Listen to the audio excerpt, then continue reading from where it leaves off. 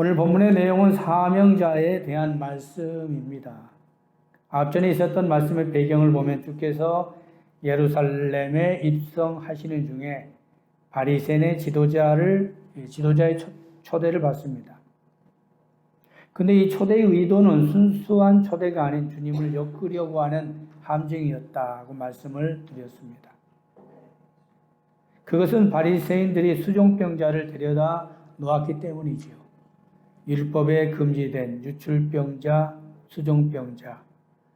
그러함에도 연약함을 보시고 주님이 그를 고쳐 주시면서 하셨던 말씀이 천국 잔치의 비유를 통해서 천국의 맛을 느끼라, 잔치의 맛을 느끼라고 하시고서 이어지는 말씀이 오늘 본문 말씀, 사명자로 산다는 것이 무엇인가 하는 것이 되겠습니다.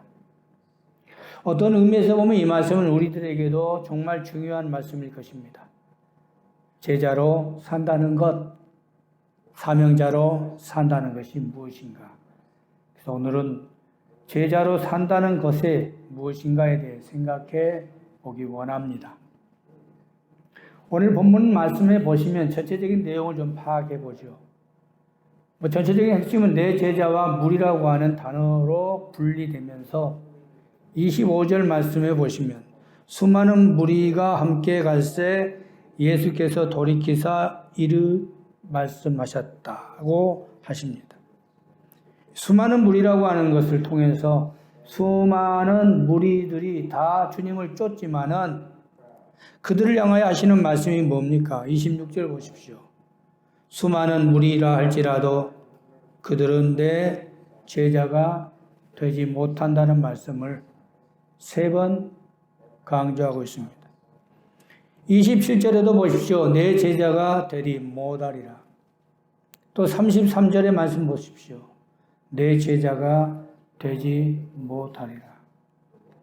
그 반면에 주님이 또 내 제자라고 하는 말씀을 또 3번 똑같이 말씀하십니다. 내 제자라는 말씀.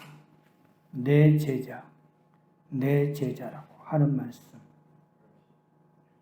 주님이 자주 사용하시는 소유에 대한 말씀 중에 나의 것, 내 것이라는 말씀이 있습니다.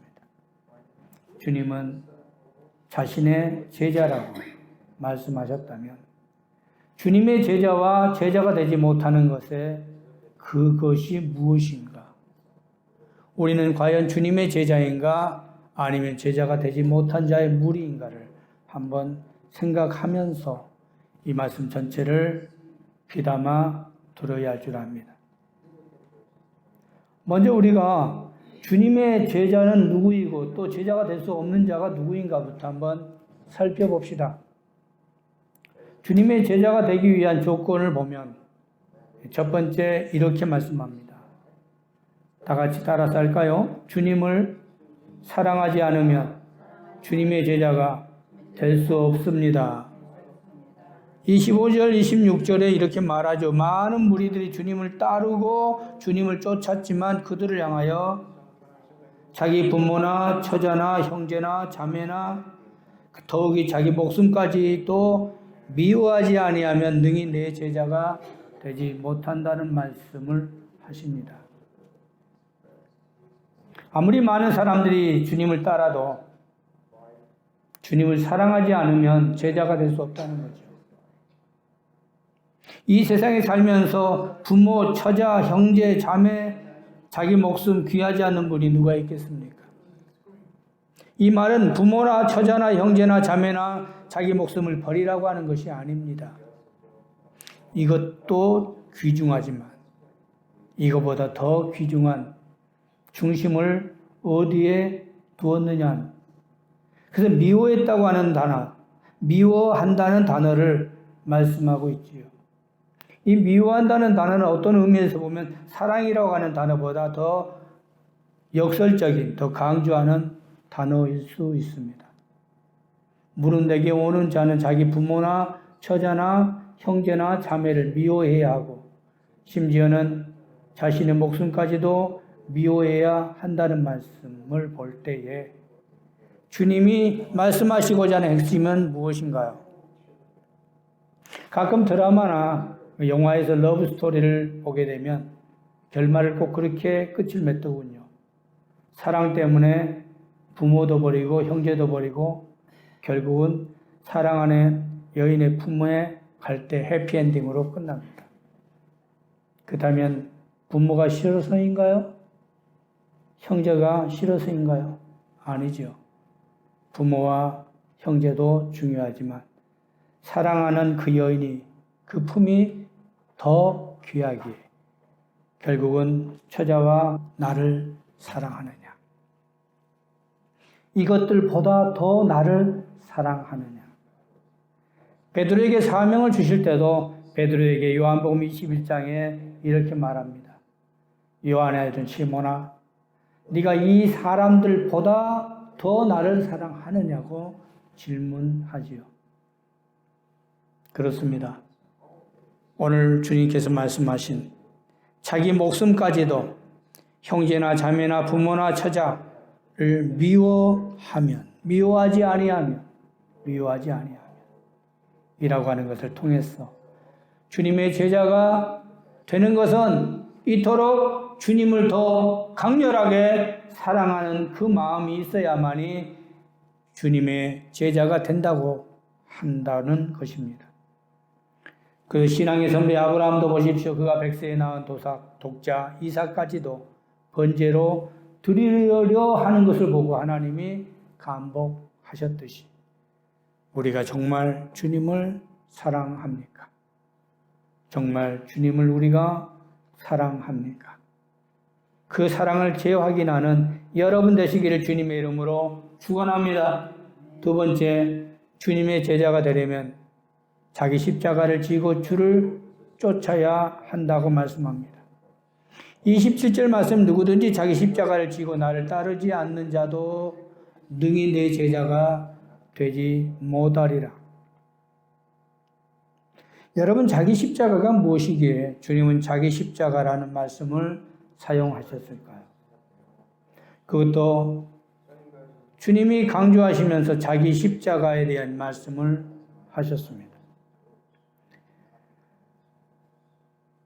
자기 십자가를 진다는 것은 힘든 것입니다.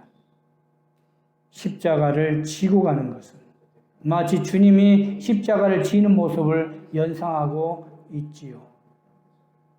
사람마다 맡겨진 자기의 십자가가 있다는 것이죠.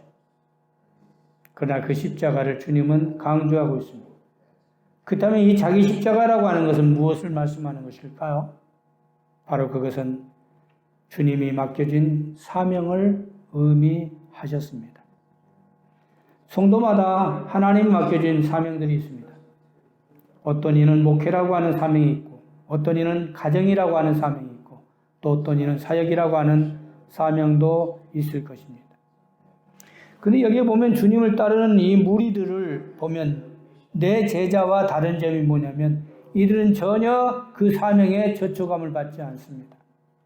자기가 좋으면 쫓고 자기가 싫으면 언제든지 내팽개져 버리는 자들이죠. 자기 십자가를 지지 않는다는 것이 차이점이죠. 그러나 주님의 제자는 어떻습니까? 싫어도 주님이 맡겨진 십자가를 지고 갑니다. 어떤 고난과 고초가 와도 주님이 맡겨진 십자가를 끝까지 지고 간다는 것입니다. 무엇 때문에? 왜 자기 십자가를 지고 갈까요? 그것은 주님이 맡겨준 사명이기 때문입니다. 그래서 오늘 본문의 주님은 세 번이나 내 제자, 내 제자, 내 제자라고 강조하셨습니다. 주님의 제자는 누구입니까? 주님의 십자가를 지고 가는 자들.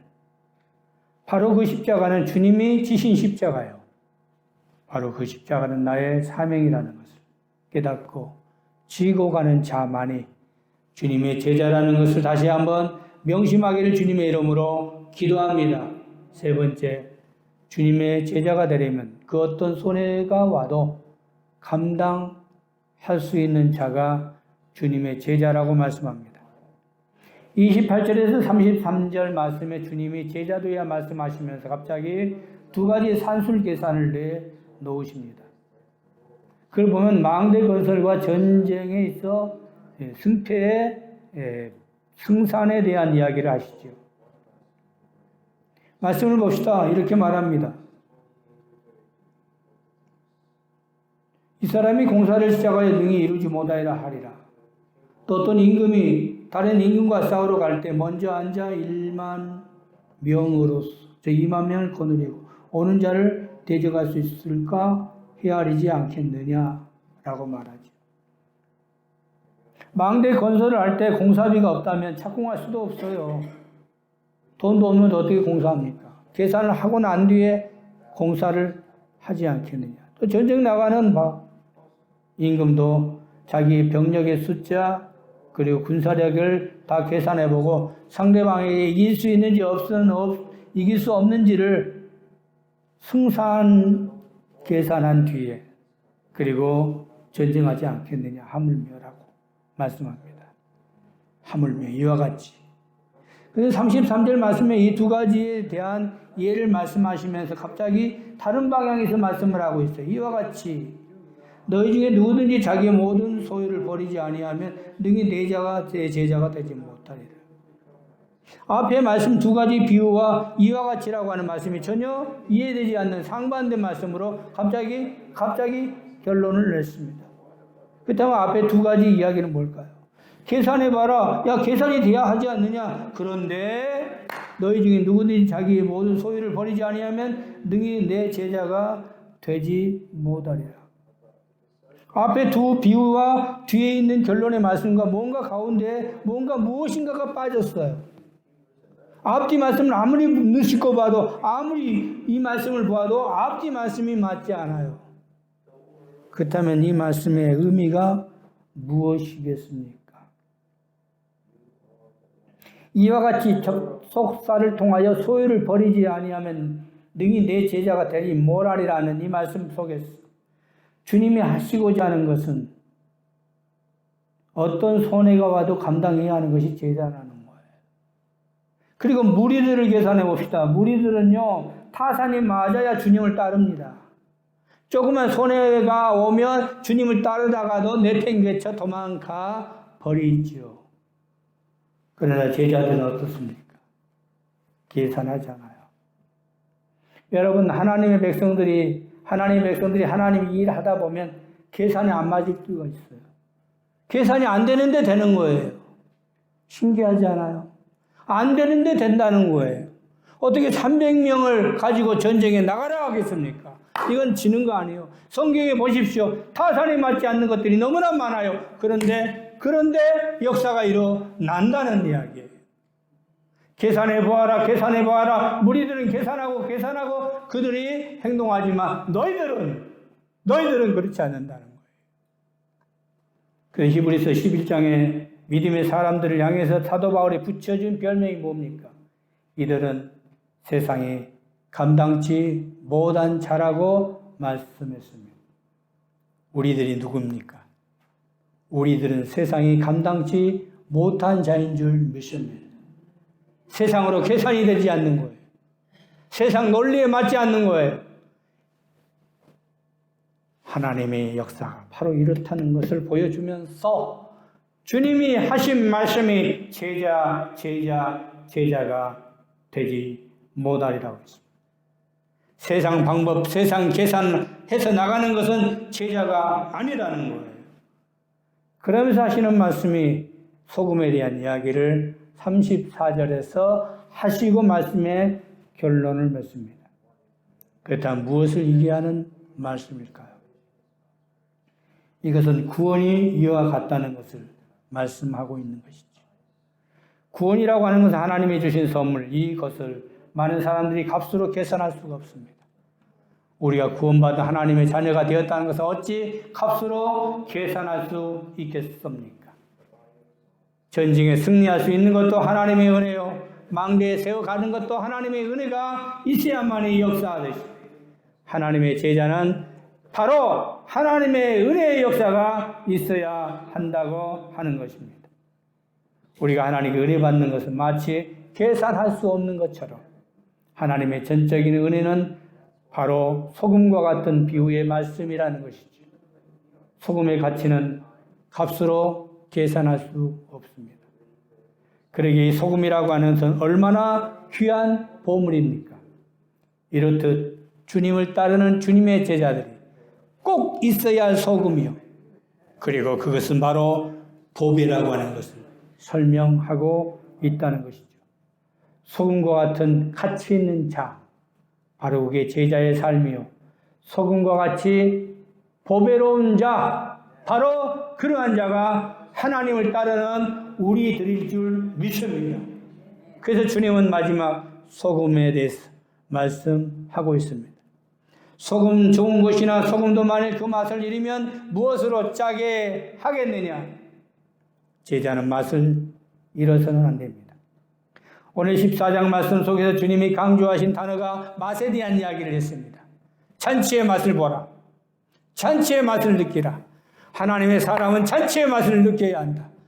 잔치의 맛을 느끼지 못한다면 하나님의 천국의 백성이 아니라고 말씀하시면서 갑자기 또 소금의 맛에 대한 이야기로 결론을 맺고 있습니다.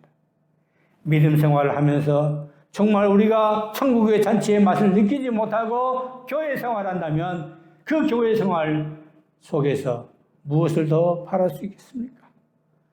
주님과 함께 생활하는 주님 만남의 속에서 진정한 맛을 느끼시는 여러분 되기를 주님의 이름으로 기도합니다. 천국의 맛, 평안의 맛, 행복의 맛, 기쁨의 맛을 느끼는 여러분 될 때에 진정한 그 맛이 마치 소금의 맛을 느끼는 것처럼 우리가 진정한 누림의 삶, 맛의 삶, 이러한 역사가 있다는 것이죠.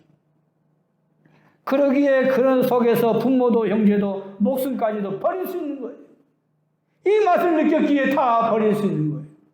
이 맛을 느끼는 자만이 주님을 따를 수 있다는 것입니다. 교회 생활하면서 지금까지 여러분 맛을 느끼고 교회 생활을 하고 계십니까? 누가 뭐라 해도 나는 정말 주님 만났습니다. 주님 만난 그 기쁨 속에서 우리가 오늘도 살고 계십니까? 소금의 맛을 느끼지 못한 사람은 소금이 어떤 맛인지 전혀 알지 못합니다. 아무리 설명해도 모릅니다. 그러나 소금의 맛을 느껴본 사람은 소금은 이 맛이구나 하고 알 수 있듯이 주님 만남의 그 만남의 기쁨을 누리는 자는 그 맛을 안다는 거예요. 오늘 이 말씀 제자의 삶에 대해 그러므로 제자로 산다는 것이 무엇인가? 제자로 산다는 것이 무엇인가? 이것은 천국의 맛을 느끼는 것이고 소금의 맛을 느낌으로 이 맛을 느끼라고 말씀하고 있습니다. 많은 성도들이 하나님의 일을 하면서 맛을 느끼지 못한다면 그거보다 더 어리석은 자가 누가 있겠습니까? 매일의 삶이 우리가 주님과 함께 더불어 살아가는 삶이요. 매일의 삶이 우리가 간증의 삶이요. 매일의 삶이 체험의 삶이 되어야 한다는 것입니다. 그래서 이것이 나의 간증이고 이것이 나의 찬송이고 나 사는 동안 끊임없이 구주를 찬송하는 이 288장 찬송처럼 정말 우리가 This is my story. 누가 뭐라 해도 주님을 만나고 주님의 맛을 느끼고 천국의 맛을 느끼고 우리가 외칠 수 있는 자들이 되시기를 주님의 이름으로 축원합니다. 이러한 맛이야말로 진정한 제자의 맛이고 제자로 산다고 하는 것을 우리가 입증하는 것이라. 이제 말씀의 결론을 맺습니다. 제자로 산다는 것이 무엇입니까? 많은 사람들이 주님을 쫓지만 그들을 향하여 주님은 내 제자가 아니라고 했습니다. 제자가 되지 못한다고 했습니다. 그렇다면 왜 그랬을까요? 그들은 비록 주님을 따르지만 아무런 사명감이 없어요. 주님을 사랑하는 마음도 없어요. 그런 우리를 향해서 주님이 오늘 주신 말씀, 내 제자가 되지 못했다면 진정 제자로 산다는 것이 무엇인가? 한번 머릿속 깊이 한번 생각하시고 가슴으로 한번 깊이 말씀을 묵상하시면서 제자로 산다는 것이 무엇인가? 그렇다면 내가 어떤 삶을 살아야 할 것인가? 제자답게 살아가고자 결단하는 여러분 되시기를 주님의 이름으로 기도합니다. 기도합시다. 자비로우신 하나님 고맙습니다. 많은 사람들이 주님을 따른다고 하지만 그들을 향하여 주신 말씀은 내 제자가 되지 못한다고 3번이나 말씀하시면서 내 제자의 삶이 무엇인가를 설명하셨습니다. 제자로 산다는 것이 무엇인가? 정말 주님을 내가 사랑하는지, 제자로 산다는 것이 무엇인가? 정말 내가 사명감을 가지고 사는 것인지, 제자로 산다고 하는 것이 무엇인가? 정말 천국의 맛을 느끼고 소금의 맛을 느끼고 살아가고 있는지 한번 내 자신을 돌아보며 남은 여생 결단하고 살아가는 권속들 되게 하옵소서. 예수님 이름으로 기도드립니다. 아멘.